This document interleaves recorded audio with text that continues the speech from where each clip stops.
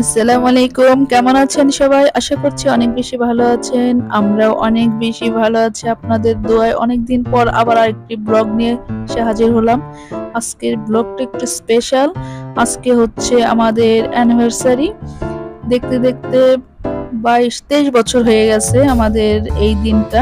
এই দিনে অনেক কিছুই আছে, তো সেইটা নিয়ে আর কিছুই বললাম না।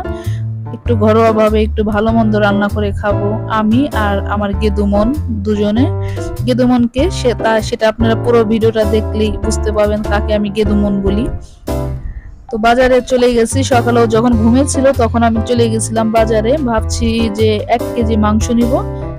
মাংস যখন কিনতে গেছি সে আমাকে করলো কি, 1 কেজি না দিয়ে দিয়ে দিল কি 1 কেজির একটু বেশি। মাংসের দাম বলছে 650। যখন আমার মাংসটা আমাকে দেয় তখন দেখি, বলে যে আপা আপনাকে তো ভালো মাংস দিয়েছি, আপনি 800 টাকা দেন।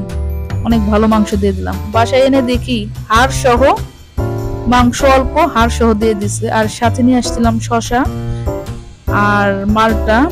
ওর সর্দি কাশ জ্বর ছিল।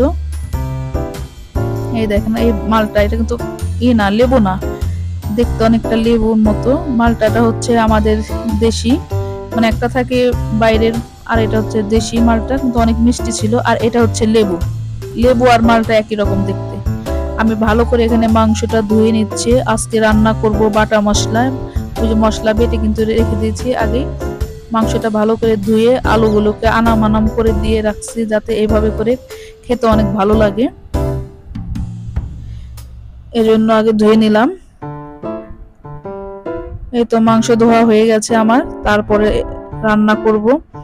আর আমার ভিডিওটি যদি আপনাদের কাছে ভালো লাগে অবশ্যই একটা লাইক দিবেন, আর আমার পাশে থাকবেন, একটু সাপোর্ট করবেন, যাতে করে আমি অনেক দূর পর্যন্ত যেতে পারি। আর এখানে আমি মাংস রান্না করার জন্য প্যানে তেল নিয়েছি। দেখতে লাগছে অল্প, কিন্তু আসলে তেল কিন্তু অনেকখানি নিয়ে ফেলছি। মাংস যেভাবে রান্না করে খুব সহজভাবে, আমি কিন্তু সব রান্নাগুলোই খুব সহজভাবেই করি, সেই সহজভাবে রান্নাগুলো করছি। রান্না মাংস যেভাবে করে ওইভাবে কিন্তু আমি করছি এখানে মাংস রান্না।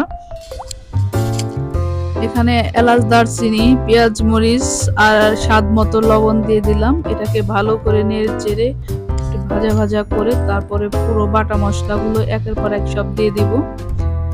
আমি বলেছি না আমার রান্নাগুলো কিন্তু খুবই সহজ, রান্না দেখলেই বুঝতে পারবেন কতটা সহজ। এখানে শুকনো মরিচ আদা রসুন সব বেটে নিয়েছি, সব বাটা মশলাগুলো এখানে দিয়ে দিলাম। আমরা কিন্তু সবাই জানি যে বাটা মশলা তরকারিটা কিন্তু অনেক মজার হয়, কিন্তু আমাদের কষ্ট হয় দেখে আমরা শুধু গুঁড়ো মশলাই খুঁজি, যে গুঁড়ো মশলা হলে অনেক ভালো। কিন্তু আপনার বাটা মশলা দিয়ে যারাই রান্না করে খেয়ে দেখেছেন, আমরা কিন্তু সবাই বুঝতে পেরেছি যে বাটা মশলা তরকারিটা কিন্তু আসলেই অনেক ইয়াম্মি।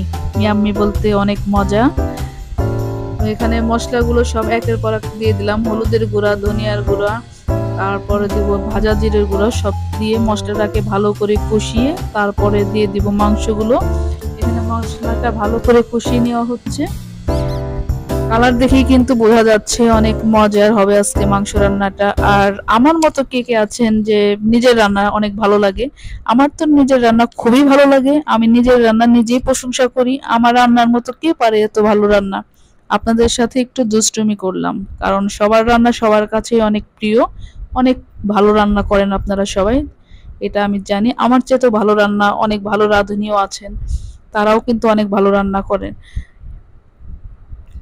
যেহেতু কেউ তো নিজের রান্না কেউ প্রশংসা করেনি, এজন্য আমার নিজের রান্না নিজেই প্রশংসা করে ফেলছি। আর এই হচ্ছে আমাদের গেদুমন, যার কথা বললাম ফার্স্টে। সে বান্ধবী গাছের পেঁপে খায়। পেঁপেটা অনেক মিষ্টি ছিল, অনেক ভালো ছিল। বাজারের পেঁপেও এতটা ভালো না, এত মজার একটা পেঁপে ছিল। আর এখানে কিন্তু আমি ঝোলের পানি দিয়ে ফেলছি মাংসে, এখন ঢেকে দিব।